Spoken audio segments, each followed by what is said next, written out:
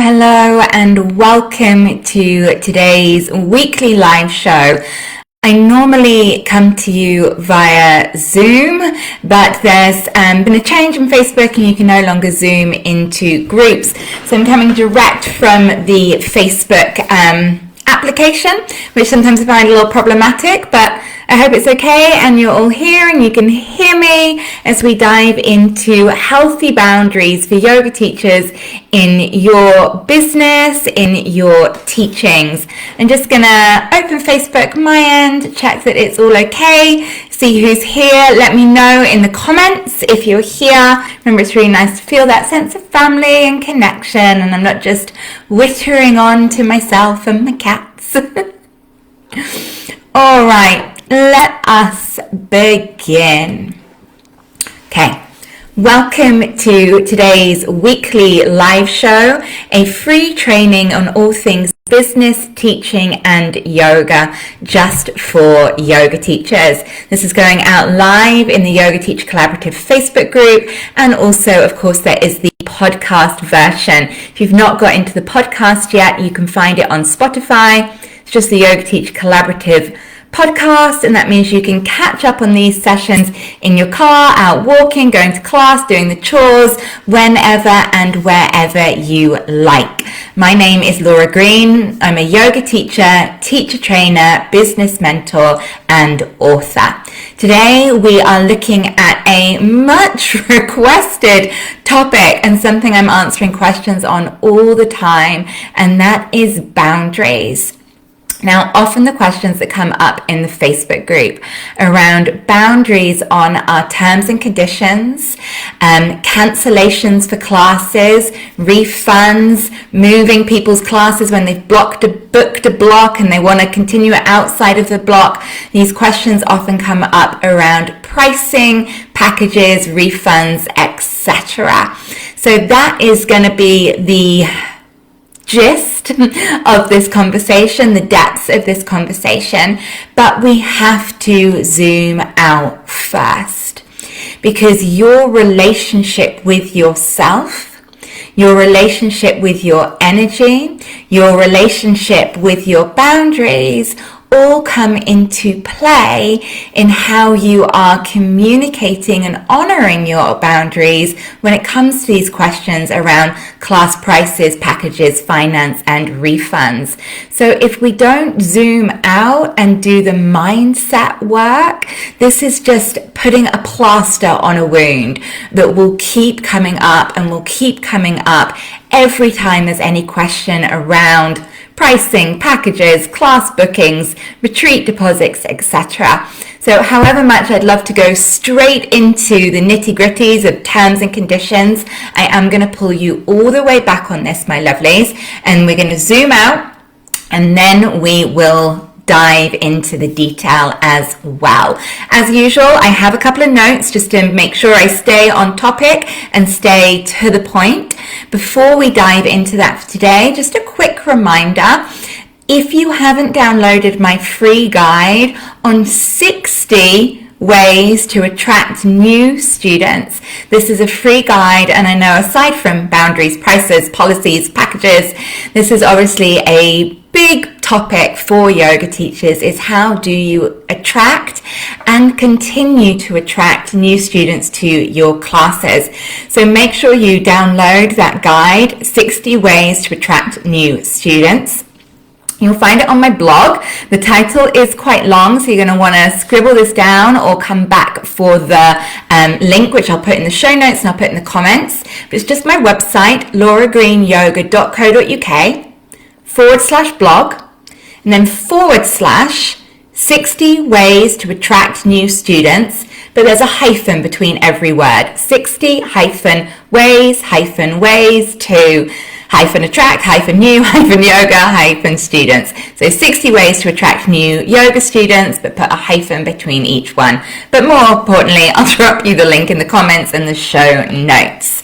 So once you've attracted those students, you're building your business, how do you have healthy boundaries as a yoga teacher and in your business? There are 4 key pillars to this. First is relationships. Boundaries are about protecting relationships. So we have to look at what are those key relationships. Then you can get clarity on your boundaries. So that's second. First, looking at relationships, what they mean to you, what's sacred. Second, getting clarity around the boundaries that protect those relationships. Third, clarity in communicating these boundaries. There is no point having boundaries if you don't clearly and lovingly communicate them. And fourth and finally, honoring those boundaries. So when people ask for things that transgress those boundaries, how do you stand up to and honor that boundary? So they are the 4 things that we're going to go through today. Zooming all the way out to boundaries are about relationships. And I really need you to do some soul-searching, pen-to-paper work with this. So if you're listening to this, come back to this work later and get pen to paper. There is no point you just listening to me waffle on and not then do the work, because nothing will change if you don't do the work to change. And this is about mindset. So starting with relationships, I need you to do some journaling, some reflection on the following relationship categories. Boundaries exist to protect relationships, to protect what is sacred, important, precious to you. And you get to define what that is. These are your relationships. So the first relationship I would love for you to put under the reflection microscope is you and your health. This is the first relationship, you and your health. Your health is the most important thing. So this first boundary, this first relationship is about protecting you and your health. Splitting this health relationship into the categories of your physical health, your mental health, your energetic, emotional, spiritual health. So for instance, boundaries around me and my health, I don't carry mats for my students. I used to, and then just lugging around 12 yoga mats from village hall to village hall wasn't good for my physical health, wasn't good for my neck and shoulders. So that was a relationship decision. So as to honor my relationship with my health, I don't carry yoga mats or pre-layout mats for my students. Then I have to communicate that. So in all of the communications with new students, it's please bring your own mat. Here is a link to where you can buy one. Okay.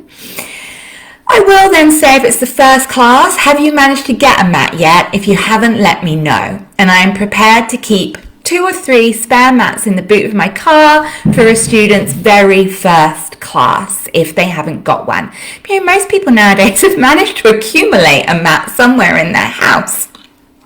And then on a follow-up email for a new student, I would say that used a mat, say, so hope you enjoyed the class, was lovely to lend you a mat. Remember to get one for next time. Here's a link to one online, or you can get them in, Tesco's or TK Maxx. So simple example, my relationship with me and my physical health, boundary. I don't carry mats for my students. Communication, that is communicated in booking emails and follow-up emails to my students that they are expected to get a mat. Now then, executing and honoring that boundary. On the off chance for a first class a student hasn't managed to get a mat, I have a few spare in the boot. I'll lend it for the first class, then in the thank you email I'll remind them again of where they can buy a mat from. So I have a strong boundary, but there's also times in which I can choose to make a change on that. Mental health. How available are you to your students outside of class? Okay. I arrive at classes about 15 minutes before, And I'm prepared to hang around after class for about 15 minutes after, whilst I'm packing up, walking to my car, etc. In that 15-minute window, either side of class, I am so available to students for their personal questions, their personal concerns, to listen to whatever drama is unfolding in their day, and that is when it stops. Okay? I don't respond really to questions outside of class that aren't related to, can I borrow a mat, can I book into X, Y, and Z? So it's that energetic boundaries around, if you want to talk about what's going on for you in your life, we do that before or after class in that 15-minute window. I'm not going to be answering messages on a Saturday night about something that's happening in your life. That is not my place. That is not my job as a yoga teacher. So you having these boundaries.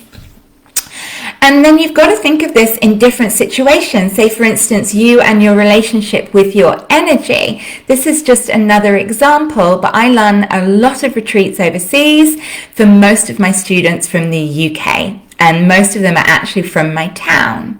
Now, I won't do a lift share to the airport. Now, that is a very clear boundary for me. It's an energetic boundary. I will meet you at the arrivals gate in Heathrow. Up until that, I am maintaining my energy. I'm not making small talk. I'm concentrating on driving. I'm concentrating on being in the right place to welcome you at that airplane boarding. So you make your own boundaries around that, but that's just an example that I don't lift share.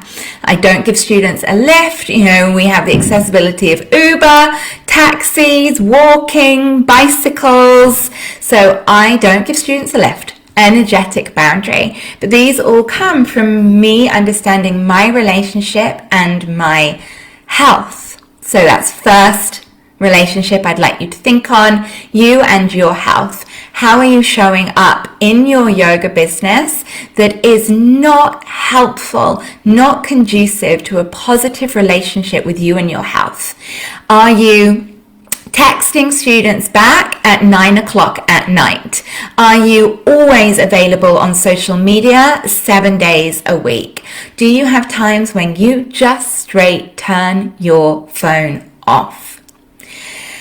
And you can have on your email an autoresponder. You can have on WhatsApp a little note in it. You can put out of offices on Messenger. You can have an automated reply on Messenger on direct messages. And it could say, thank you for your message. I work standard office hours, Monday to Friday, 8 till 5. You decide what that is. It could be, I'm available for admin 3 days a week, 8 till 2. Okay, so you decide where your boundaries are, and then you communicate them clearly, and then you don't transgress your own boundaries. If you have said that I do not answer messages on a Saturday, I do not answer messages after 9 o'clock at night, and then a student you like is messaging you, and then you're replying, you're saying it's okay to transgress that boundary. So you have to hold yourself stern on your own boundaries to protect you and your health. Okay, next relationship is you and your home family. Okay, so you and your home and your family. So this is things like, yes, time with your families. That comes back to, are you answering messages, sending emails during quality family time? But also broader things like, is yoga having to pay your bills? Is yoga having to be an income stream? Is the income you earn from yoga paying your bills, paying your mortgage, feeding and clothing your kids, investing in savings for holidays? These things are important because if you are using yoga as an essential income, the boundary has to be clear on that. when it comes to pricing and refunds. I know as yoga teachers, we deeply care about the needs of our own students. So say, for instance, somebody has booked a space at a day retreat. They've paid you £75 to be at that day retreat. The morning of the day retreat, they cancel. You've got no chance of refilling that space, and they ask for a refund because they've got X, Y, and Z reason why they had to cancel. And then you then refund them because you were worried about their financial situation. They were able to afford to book that day retreat. And if that's then meaning that's a loss of income for you, that's going to increase the stress on you on paying a mortgage, paying a bill, saving for that once a year holiday with your family, your financial needs matter as well. So this is why we have boundaries around pricing, refunds, etc. So thinking about what is your relationship with you and your home family when it comes to bills, the time at home, your finances, the mood you're in at home as well. You know, if we're very, very emotionally available for our students outside of class, and that is meaning you're less emotionally available for your loved ones at home, that relationship is off and you need to readdress the boundary. Life first, business second, life before business. The third relationship I'd love you to reflect on is the relationship with you and your students. Of course, you want your students to feel safe. You want your students to feel welcome. You want your students to feel appreciated. And you have a relationship with the individual student, and you have a relationship with the collective of your students. And boundaries is about a fairness for everyone. You know, for instance, if you offer a drop-in class and then you also do a cheaper class price on bulk booking, and you've got students that know they can't book a block because their life means they can't be as reliable. So they know they have to book drop-in, they have to wait for someone to come home to look after the kids, or they don't know if they're going to be out and work on time, or they don't know if they're going to go and have to see their mum in a care home. You know, those students that know they need flexibility and therefore do your drop-in, paying £10 a class because they know they need the flexibility. And then you've got another student who wants flexibility but also wants the cheaper class price of, say, £8 a class if you block book. So they book that, and then every time they're like, oh, I can't come to class today, can you extend my block, or can you refund me that session? And you do. That's actually not fair on the other students that are doing your drop-in because they know they can't be reliable. And yes, they won't find out someone else got different treatment, but it's about energetic fairness. We give choice. You can do a £10 drop-in, or you can have the class for £8 when you block book. One's giving you flexibility, one is giving you affordability. The two cannot go together, so you have to make that boundary clear and then stand by the terms and conditions of it, which we're going to go into more detail on. Then, the fourth relationship I'd like you to reflect on is you and yoga. What are the values that you hold around yoga? What is sacred for you around yoga?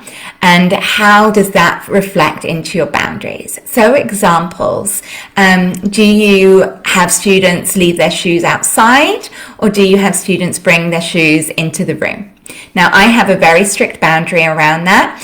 If it is a yoga only space, shoes outside. If it is a mixed usage space, like a village hall, and there's also going to be all sorts of other things going on in the hall, I let students continue to wear their shoes into the room and then take them off before they get on their mat, because I don't know what grubbiness is on that floor. But again, that's just an example of my boundary with yoga and how I feel about the space. students leaving in Shavasana, students' mobile phones, students coming late to class. This is about your relationship with yoga. So I'm thinking about what is important to you there, what are your values.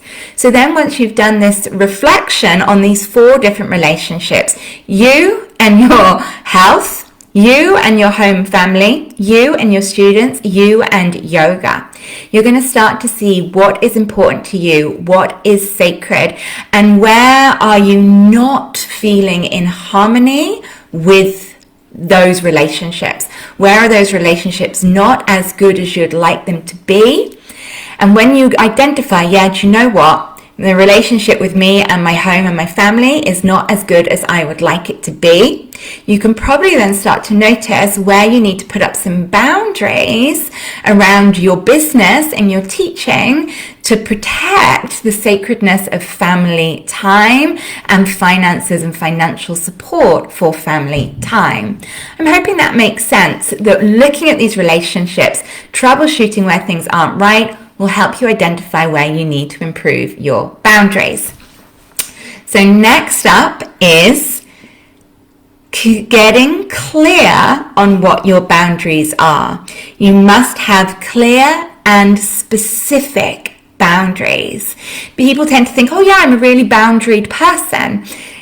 It's not about who you are. It's about getting clear and writing it down. So I want you to know, get clear. When are you available and on social media for business? When are you not? And write that down. I am checking my phone between X time and X time on the following days. When it's not those days, you can either turn notifications off, you could uninstall the app, you could turn your phone off, you could leave your phone in another room. When do you answer emails? When do you not answer emails? So determine what your office hours are. And this shouldn't sound as crazy as it does. Think about a workplace. You know, if you were going to try and get in contact with an accountant, you wouldn't message an accountant and expect an answer at 9 a.m. on a Sunday morning. Okay? So same for you. Determine what your office hours are. Write them down. Write them in the comments of this. Let me know you're taking action. It's why I do these things, not to waffle to myself, but so that you can make action and see the change you want. Okay, latecomers, just have a rule. Do you or do you not accept latecomers to class, and what is your cutoff? I do accept latecomers up to about 10 to 15 minutes. It happens really rarely. At 15 minutes, that is my cutoff because you've missed the warm-up, and I don't then want you coming into strong standing poses without having done a warm-up. I have other teacher friends who, nope, 2 minutes in, the door is locked, you're not coming in, because they're protecting the safety of that space for the students who turned up on time. I have no judgment. I have no judgment on where you set your boundary. I just want you to set them and be clear. And then you would communicate that. Please arrive promptly to class. The other end of that one is, how early are you prepared to let students come to class? If you have got a student that comes to class half an hour before, when you are setting up, or before you've even arrived, and that bothers you, it is not the student's fault. It is your fault for not lovingly communicating that the doors open to the class 15 minutes before. Prior to that, I will be unable to let you into the space because I will be setting up. Please wait in your car. That can be on a booking email, on any of my events that's on the final details class. There's day retreat starts at 10. Doors open from 9:45. Doors open as a concept is really common, and then I'll explain why. Please don't arrive early because I'll be setting up the space to make it really special for you. You could go for a walk or just rest in your car. But if someone is arriving early and you haven't told them the doors open time, that is your fault for not being clear on when you are willing to let students into the space and communicating that. So I know for me, it's 15 minutes prior to class. It's about 20 minutes prior to an event. Other examples. Get clear around your pricing and packages and refunds. Deposits, my lovelies. Deposits have to be non-refundable, or else it is not a deposit. So deposits for day retreats, non-refundable. Actually, I don't do deposits for day retreats. I just do full payment at the time of booking. Deposits for weekend retreats, retreats abroad, long courses. Deposits are non-refundable, or else it is not a deposit. Communicate that clearly at the time someone is doing the payment. All deposits are non-refundable. Make sure that is obvious before someone gives you a deposit. Then your refund or cancellation policy. Again, there is no set rule. So don't ask for what is the going rule. You decide what is your boundary and what is right for you. I have incredibly strict boundaries, but I communicate them with clarity. So for me, all bookings are non-refundable and non-transferable. Non-transferable means non-transferable to another date. If you can't come to a day retreat but you sent your friend in instead, I'm absolutely fine with that. It means not movable to another date. And every time someone books something on my website, there is a tick box. Literally before you can even pay, you have to tick. It says, I understand all bookings are non-refundable and non-transferable. If you want to see that, go to my website, www.lauragreenyoga.co.uk, and just try to book something. Go and try and book a day retreat or a workshop or a class, and it comes up before the payment page. When you've put your details in to book, it will not let you progress with the booking until you tick, I understand all bookings are non-refundable and non-transferable. What it doesn't say, which many websites do, is tick here to accept the terms and conditions, because nobody goes and reads the terms and conditions.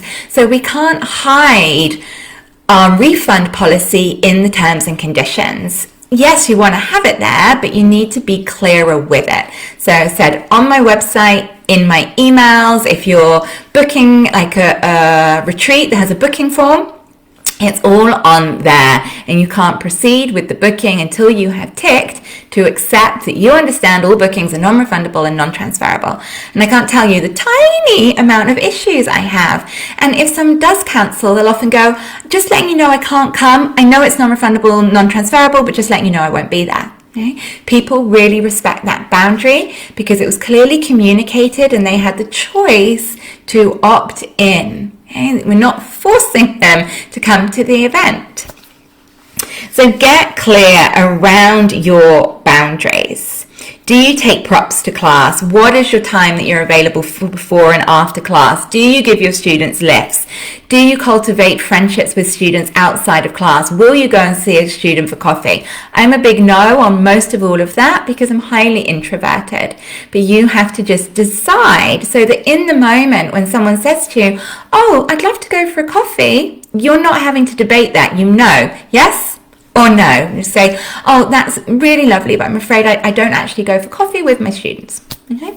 So you can just communicate that clearly. And that is the next section. You must communicate clearly. So we already started to cover this off. Yes, you want T's and C's on your website, of course, but please don't expect anyone to have read your T's and C's. And if you haven't made something clear to me that it's a block booking and I can't transfer it, and then you're like, oh, well, it was in my T's and C's, that doesn't feel good. Okay? So you want to make it much, much clearer that every time someone's booking with you, they understand this is non-refundable or this is a block booking. There's no refunds given for missed sessions. If you think you're going to miss a session, use the drop-ins instead. Okay? So being very clear. So for instance, I run drop-ins and a subscription. And when people ask me about the subscription, I'm very clear. I say, look, why don't you start with the drop-in? It's £10 a class, and that gives you real flexibility. You can just book online at the time of the class. Further down the line, if you find you're coming to class a lot and you want it cheaper, most people in here are on subscription. But it works like a gym membership in that it charges you every month. It is only for one class a week at this set time and location. So if you don't think you're going to be here every week at 6 o'clock on a Monday, the drop-in would be better for you. So I'm really clearly communicating that. We're opening up our next 8-week block of classes. Please remember that when you book a block, it is these 8 classes. Sessions cannot be transferred to another block, and there are no refunds for missed sessions. If this isn't going to work for you, please select the drop-in option. Just communicate in email, in conversations, in tick opt-ins on your website, in new student welcome emails. So looking forward to seeing you first class. Please let me know within 24 hours if you're not going to make it to class, if that's a boundary you have. Please bring your own yoga mat. You can buy one here. Please make sure your mobile phone is switched off and leave shoes outside the door. Or whatever those boundaries are for you. It's that lovely Brené Brown quote. Clear is kind, unclear is unkind. Communicate, don't hide things in T's and C's. When it comes to booking more significant things like day retreats or weekend retreats or week retreats abroad, I have a more comprehensive Word document booking form for that.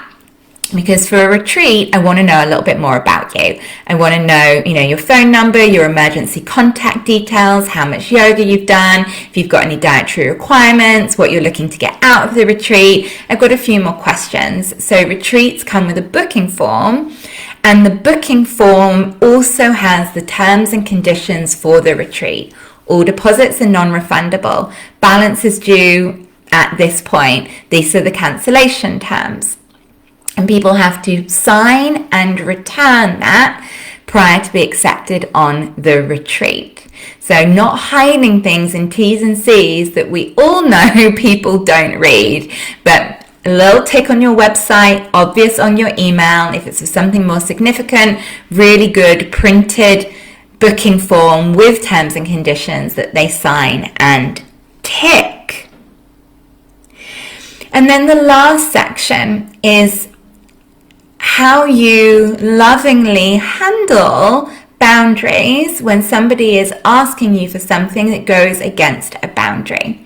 So this predominantly comes into cancellations, refunds. I missed a session, can you add it to the next one? Oh, I didn't make the last 3, can you refund me? It really helps if your terms were clear to begin with and they knew. But what I want you to bear in mind is that expression, if you don't ask, you don't get. Oftentimes people are being a little bit cheeky, trying it on. If I don't ask, I don't get. Might as well ask. The worst they're going to say is no. So for instance, if I had a day retreat I was going to tomorrow, something came up today, I can't make it, I'm going to message the person and say, I'm so sorry, I'm not able to attend the day retreat tomorrow, my cat stubbed its toe, I've got to take it to the vet, would it be possible to refund the session, to refund this day retreat? Would it be possible? I'm chancing it. If I don't ask, I don't get. And that's what most people do. But what they don't realize is how blinking open-hearted a yoga teacher is, that we then read that email, that person asking for a refund or asking for their booking to be removed or asking for some concession. They're chancing it. We take it to heart. I'm like, oh my God, they just asked for a refund. If I say no, are they never going to come back again? If they say no, do they think I'm really terrible? If I say no, are they going to go on Facebook and leave me a bad review? We go into this spiral of doom, and they were just chancing it. So it is okay to say no. I would love you to repeat that. It's okay to say no. It's okay to say no. It's okay to say no. But we say it with love, and we don't get into the trap of over-explaining. This is something that's actually been pointed out to myself quite recently, is the over-explaining. When it comes to lots of things, wanting to increase your prices, wanting to, not do something, not go out and see a friend, not go to the movie, say no to, you can't have a refund on that thing you cancelled on the morning of it. We then go into over-explaining. I'm really sorry, I can't do that. I've just been working so hard. I've been doing X, Y, and Z, or blah, blah, blah. We go into the story behind why we're saying no. And this over-explaining is actually, and it's taken me quite a long time to accept this, but it's definitely true of me, it's a shame response. We over-explain and over-justify why we're doing something when we don't think that thing is going to go down well. It's a shame response. Shame responses show up as people-pleasing. If I say no to you, you're not going to let it for me, you're going to be cross with me, you're going to be annoyed with me, you're going to be disappointed, you're going to go and tell people how bad I am. This is people-pleasing. And people-pleasing is that underlying wound of not being enough, of not being likable, of not being enough. Not enough. I need to please you to like me. I need to transgress all of my boundaries to keep you happy so that you like me. It is a deep shame response with the wounding of not being enough. And this is why working for yourself and running your own business is so aligned with your own healing journey. When you accept your enoughness, when you accept you're doing the best you can, and that you have put these boundaries in place to protect the relationships that are essential for you and your health, you and your family, you and your students, you and yoga, you know that the best intentions are behind those boundaries and that you are standing up for those, and it is okay to say, no, I'm afraid that's not possible. End of. You don't have to justify. I'm really sorry. My cat stubbed a toe. I've got to take it to a vet. I can't come to the day retreat tomorrow. Please, can I have a refund? Thank you for letting me know you won't be at the day retreat tomorrow. I'm sorry the cat stubbed their toe. I hope they're okay. I'm afraid that all bookings are non-refundable, so I will not be able to issue you a refund in this instance. I look forward to seeing you at yoga next week.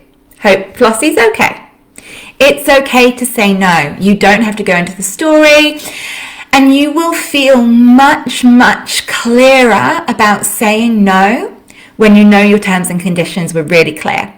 When that person that's asked for a refund because the cat stubbed their toe, you know they ticked the box that said, or they signed the form that said, all bookings are non-refundable and non-transferable. You know they ticked it. You know they consented. You know they were clear at the time of booking that it was non-refundable, non-transferable. Let's take that back to booking blocks of classes. They knew when they booked that 8-week block that sessions cannot be refunded if you've missed them, and sessions cannot be moved onto the next block. If they knew that, and then they said, I can't make the last of our 8-week block today because the cat stubbed its toe, I've got to take it to the vet. Can you roll that onto the next block? So sorry your cat stubbed the toe. Sorry, I'm going to be missing you tonight. I'm afraid I can't roll it onto the next block because I can't roll it onto the next block because it's a block booking. Look forward to seeing you soon. So just no over explaining, over justifying. No is no with loving messages around it of I hope you're okay, looking forward to seeing you soon, hope the cat's all right. Okay, darlings. I do recommend strict and tight terms and conditions around blocks, bookings, classes, refunds. It is much easier to be clear when it is strict, when it's things like, oh, you can move one session, or you can't do this, or you can do that, or there's too much complexity in the rules. People aren't clear. So just very simple. All bookings are non-refundable, non-transferable. In most instances, if people are asking you, they're just trying it on. It's okay to say no. Of course, though, there are exceptions. Somebody has just booked a new 8-week block of class. Week 1, they've fallen off the curb walking the dog, they've broken their ankle. I'm going to refund that block. Okay? But that is my choice too, because I had clear terms and conditions that they accepted. I then execute the choice as to whether that was extenuating circumstances, and then I can choose to refund, transfer the booking, or take an appropriate action. And what happens in every instance of that is the student is then thankful. So they say, I know your conditions are non-refundable, non-transferable, but you say, it's okay. I'm so sorry what's happened to you. That's terrible. I've refunded your booking. It'll be showing back on your card within the next 5 days. They are thankful. So when people aren't clear on your boundaries and then they get told no, they get annoyed. When people are clear on your boundaries and then they get told no, they respect that boundary, they were just chancing it. When people are cleared on your boundaries and then you, in extenuating circumstances, choose to refund, they are doubly thankful because they knew they weren't due it. So it goes from annoying someone to them being thankful with just you knowing what your boundaries are, clearly communicating, making someone confirm they have read and understood that boundary, and then you honouring those boundaries, or in moments when it's extenuating circumstances, making exceptions. So I hope that helps. I know it's not easy, but I really want you just to remember some of those key takeaways. This is about your relationships. This is about what's sacred with you. This is about clear communication, and this is you lovingly standing up for yourself and those relationships, the reasons you set those boundaries in the first place. Clear is kind, unclear is unkind. Thank you, Brené Brown. Any questions? If you're watching the Facebook Live, just drop them in the comments. I'll come back to them. If you are on the podcast, you can reach out to me on social media. It's Laura Green Yoga on Facebook or on Instagram. Drop me a DM with any questions. Remember to go to the website to get your guide to attracting new students, 60 ways to attract new students. It's on the blog. I'll drop you a link in the comments in Facebook and in the show notes on the podcast as well. Otherwise, thank you for joining me, my lovelies. Go and do the homework, please. Reflect on those relationships. Then you get clear and write down your boundaries. Then do an audit of your website. Are they clear? Do people have to tick in on the communication you do via email with class bookings, retreat bookings, block bookings, in your welcome emails to students, in your follow-up emails to students? Make sure everything's clear. Explain it succinctly without over-explaining or justifying. And then remember, it's always okay to say no. In 14 years of teaching, I have never had a problem. I've never had anyone then go and grumble on social media, leave a bad review, but I have always been clear, had people confirm and accept, and then communicate with love without over-explaining. Any questions, let me know, my darlings, or I'll catch you again soon. Bye for now.